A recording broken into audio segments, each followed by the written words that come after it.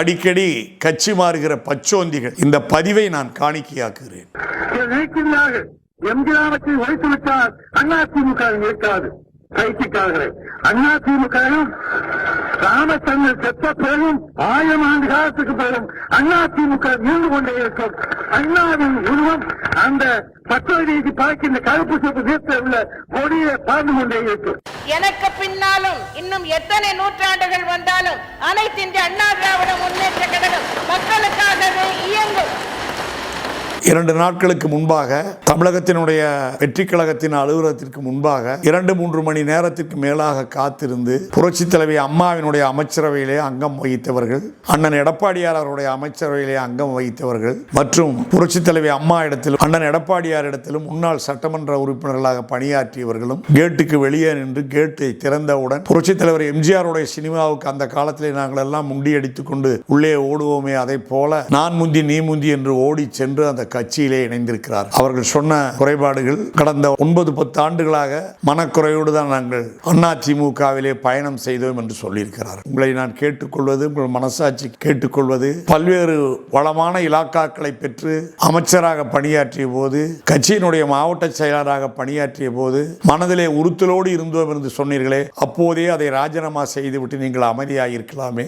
ஆண்டு அனுபவித்து விட்டு மீண்டும் புரட்சி தலைவி அம்மாவோடு பணியாற்றி அண்ணன் எடப்பாடியாரோடு பணியாற்றி அந்த உயர்ந்த அந்தஸ்தை எல்லாம் விட்டுவிட்டு இப்போது சேர்ந்திருக்கிற கட்சியினுடைய தலைவரை கூட நேரடியாக சந்தித்து சேர முடியாமல் அந்த கட்சியினுடைய துணை பொறுப்பிலே இருக்கிறவர்களிடத்திலே சந்தித்து அவர்களுடைய ஆசியை பெற்று அவர்களுடைய பாராட்டுக்களை பெற்று அந்த கட்சியிலே சேர்ந்திருக்கிறீர்களே, உண்மையிலேயே உங்கள் மனசாட்சி உங்களை உறுத்தவில்லையா? உங்கள் மனது காயப்படவில்லையா? இப்படித்தான் அனைத்து இந்திய அண்ணா திராவிட முன்னேற்ற கழகத்திலே மாற்றுக் கட்சியிலே இருந்து வந்தவர்களை புரட்சி தலைவி அம்மா அவர்கள் கட்சியிலே இணைத்துக் கொண்டார்களா? தனக்கு கீழ் உள்ள பிரதிநிதிகள் மூலமாகத்தான் சேர்த்தார்களா? உண்மையிலேயே உங்கள் சுயமரியாதைக்கு இது இழுக்காக இல்லையா? நீங்கள் பெற்ற பதவிக்கும் அம்மா இடத்திலே பணியாற்றியதற்கும் எடப்பாடியார் அவர்களிடத்திலே பணியாற்றியதற்கும் எவ்வளவு இழுக்கான செயல் இது என்பதை எண்ணி பார்க்க வேண்டும். தமிழகத்தினுடைய 8 கோடி மக்களும் இதை வேடிக்கை பார்த்துக் கொண்டிருக்கிறார்கள். உங்கள் நோக்கம் எப்படியாவது அந்த கட்சியிலே இணைந்தால் ஆளும் கட்சியிலே மீண்டும் பரிணமித்து விடலாம்,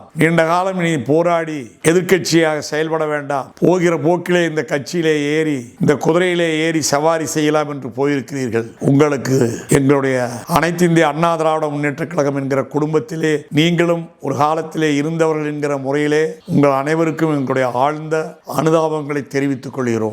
அதிமுக என்கிற மாபெரும் இந்த மக்கள் இயக்கம் எத்தனையோ வரலாற்று சிறப்புமிக்க மாபெரும் வெற்றிகளை பெற்றிருக்கிறது. ஒரு இயக்கத்தை தொடங்கி 10 மாத காலத்திலே அன்றைக்கு இருந்த திராவிட முன்னேற்ற கழகத்தையும் மத்தியிலே இருந்த காங்கிரஸ் கட்சியையும் தமிழகத்திலே பெருந்தலைவர் காமராஜர் அவர்கள் தலைமையிலே செயல்பட்டுக் கொண்டிருந்த பழைய காங்கிரஸ் கட்சியையும் வீழ்த்தி பிரம்மாண்டமான வெற்றியை பெற்றார். 5 ஆண்டு காலத்தில் தமிழகத்தினுடைய ஆட்சி கட்டிலே அறுதி பெரும்பான்மையோடு அமர்ந்தார். இன்றைக்கு போல மைனாரிட்டியாக எதிர்த்து நின்று போட்டியிட்டவர்களுடைய ஆதரவை பெற்றவர் ஆட்சி கட்டிலே அமரவில்லை. அதற்கு பிறகு எத்தனையோ சோதனைகள் வந்த போதெல்லாம் அந்த சோதனைகளை துவம்சம் செய்து அதிமுக வென்றிருக்கிறது, மீண்டிருக்கிறது. அதிமுகவின் வரலாறு உங்களுக்கு தெரியாததல்ல. நீங்கள் எடுத்திருக்கிற இன்றைய முடிவுக்காக நிச்சயமாக எதிர்காலத்தில் நீங்கள் வருந்துவீர்கள். ஆனால் உங்களோடு உறவாடி பழகிய சகோதரன் என்கிற முறையிலே வாழ்ந்த இடத்தை வசைபாடாதீர்கள். உங்களை உயர்த்திவிட்ட தொண்டர்களை தூற்றாதீர்கள். நீங்கள் இருந்த வீட்டை இடித்து தள்ளாதீர்கள், தரைமட்டமாக்காதீர்கள். சென்ற இடத்திற்கு விசுவாசமாக அங்கேயாவது தொடர்ந்து இருங்கள். அதிமுக மீண்டும் வாழும், வளரும். அண்ணன் எடப்பாடியார் தலைமையிலே மீண்டும் வெற்றிகளை குவிக்கும். நன்றி, வணக்கம்.